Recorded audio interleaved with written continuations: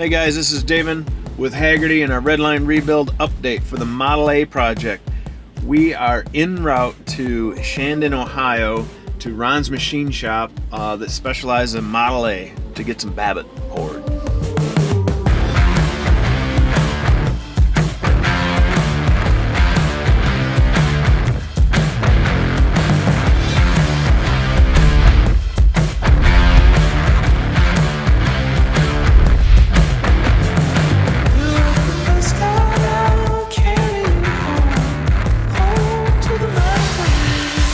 We're down here in Shandon, Ohio at Ron's machine shop. So right now we have the heads tumbling back here in the tumbler, getting that cleaned up. We got a high compression head for the motor. And then on the far end of the shop here, Steve's doing the final bore on our engine. You can't call him a rookie because I bet you he's done this before. Josh is gonna walk us through the process of babbitting our rods.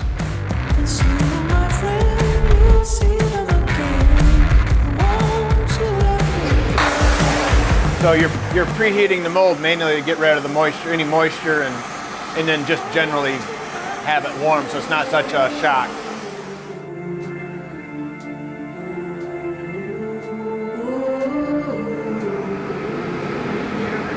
And that's just taking basically what comes at the top is the impurities or junk that's in there.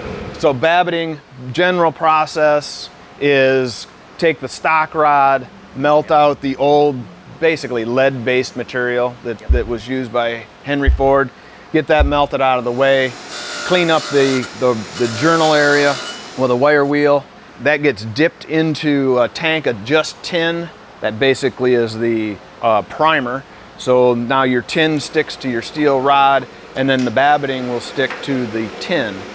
And then the babbitting actually consists of tin, copper, and antimony mixture, and that is what gives you the bearing surface. Once the rod is done, the tooling is changed over, and then the caps are done with the same process.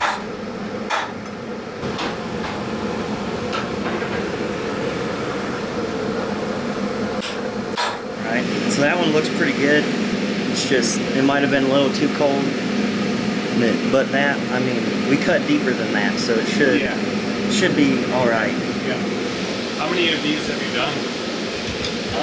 Estimate. I mean, we usually do like 300, 350 in a day. So. How long have you been working here?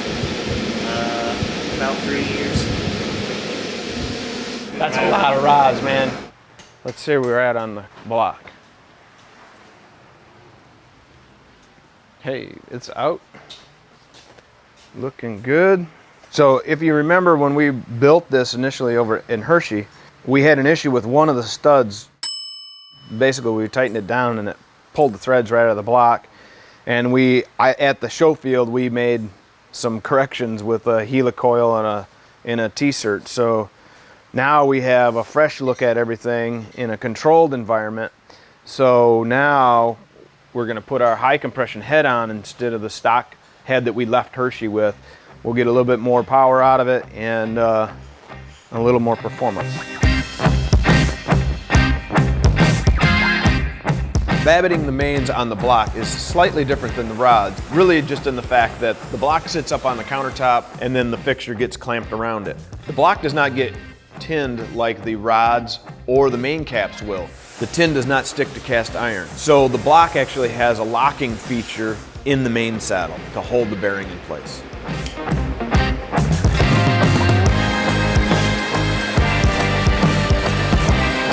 So after each one's poured, obviously the Babbitt has to cool to the point where when he pulls the mold off, the Babbitt doesn't stick to the mold and then it's solidified enough, to stay there. Obviously it's still gonna be hot to the touch, but then he can move on to the center main and then obviously to the last one. So we got about a 10-minute window here to, well, kind of hang out and chat.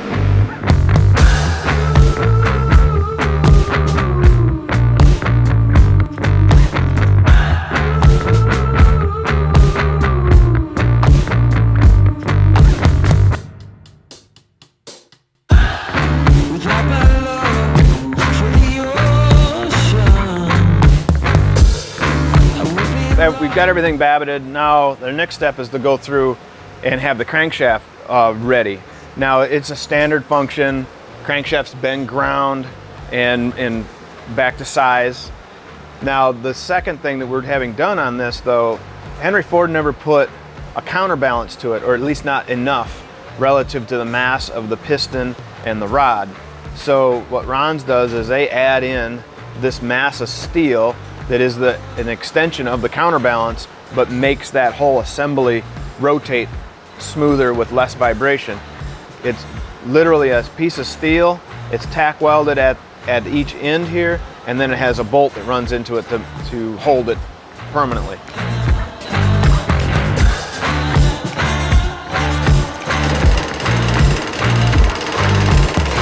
Off a little bit. Process of balancing a crankshaft like the V8 crankshafts, one of the differences is you don't need to put bob weights on a flat 4 basically, because all the motion is in the same direction. You're not splitting direction.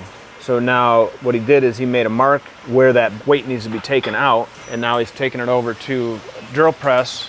This is where he's going to remove some weight from, and I'm going to say with pretty good reason, based on his experience, he knows how much to take out.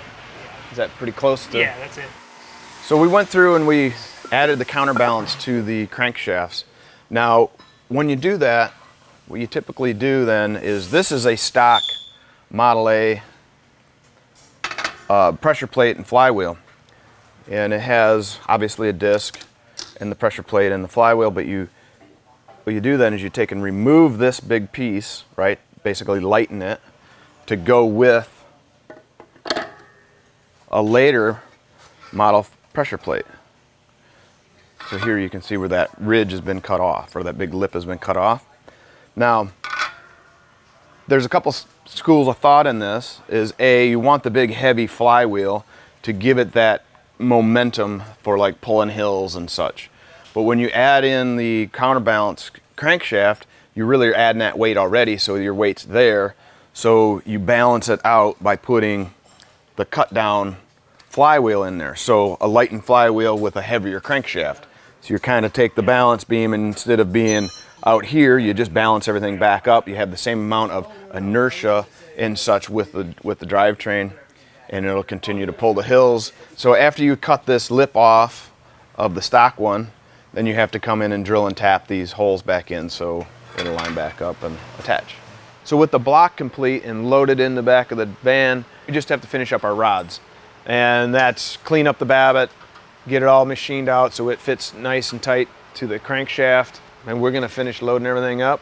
We're gonna head north, get back to our shop, and start the assembly process, and that's where we'll pick you back up.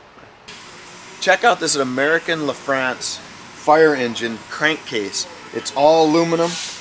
It is a monster. It is almost 4.5 feet tall, solid aluminum. There's a set of small block Chevy heads sitting next to it just to give it some point of reference, and it would cover basically 2 cylinders. It is massive.